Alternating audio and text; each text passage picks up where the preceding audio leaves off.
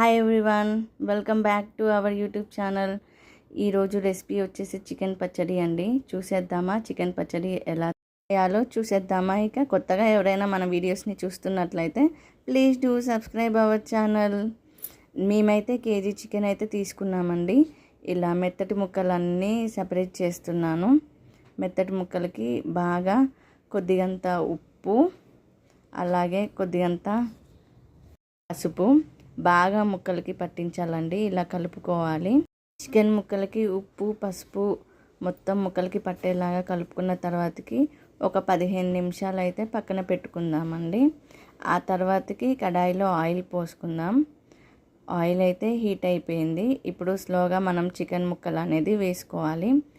చూడండి, ఆయిల్ అయితే హీట్ అయిపోయింది. ముక్కలుని ఫ్రై చేసుకుందాం. మనం గోల్డెన్ కలర్ వచ్చేంత వరకు మనం ఈ చికెన్ ముక్కలని ఫ్రై చేసుకుందామండి. చూడండి, స్లోగా కలర్ అనేది చేంజ్ అవుతూ వస్తుంది. మధ్య మధ్యలో కలుపుకోవాలి ముక్కలని. మరి ముక్కలని ఎక్కువ కూడా ఫ్రై చేసుకుంటే ముక్కలు గట్టిగా అయిపోతాయి, తినలేము. సో ఈ కలర్ వచ్చేంత వరకు ఫ్రై చేసుకుంటే సరిపోతుంది. చూడండి ఎంత బాగా ఫ్రై అయిపోయాయో చికెన్ ముక్కలు అనేది. ఇప్పుడు మనం ఈ చికెన్ ముక్కలన్నిటినీ ఒక గిన్నెలోకి ట్రాన్స్ఫర్ చేసుకుందామండి. ఈ కలర్ సరిపోతుందండి చికెన్ పచ్చడికి.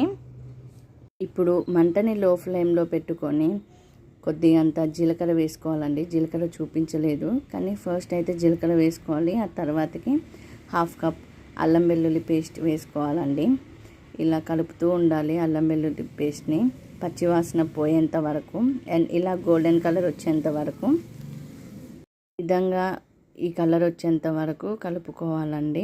చూడండి, ఆ తర్వాతకి ఫ్రై చేసుకున్న చికెన్ ముక్కలని యాడ్ చేసుకుందాం. మంటని మాత్రం లో ఫ్లేమ్లోనే పెట్టుకోవాలి. చూడండి ఎంత బాగా ఫ్రై అయ్యాయో ముక్కలు అనేది. ఉప్పు అండి తగినంత, 1/2 కప్ కంటే కొంచెం తక్కువనే తీసుకున్నాను ఉప్పు మాత్రం. ఉప్పు వేసుకున్నాక మళ్ళీ ఒకసారి కలుపుకోవాలి. మొత్తం ముక్కలకి పట్టేలాగా ఒకసారి మొత్తం కలుపుకోవాలి.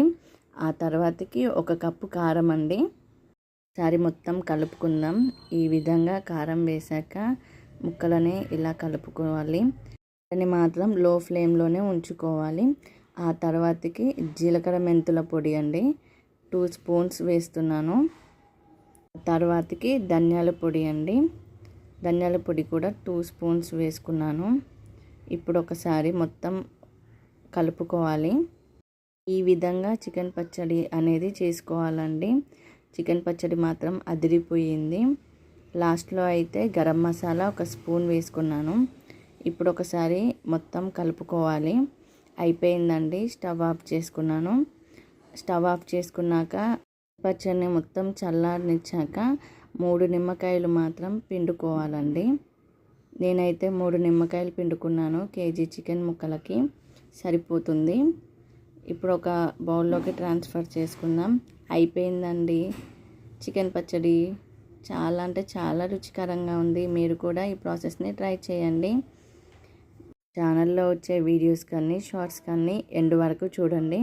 ఇలా కొత్త కొత్త వీడియోస్ని నేను ఎప్పటికప్పటికి అప్లోడ్ చేస్తాను. Thanks for watching. Please do subscribe our channel.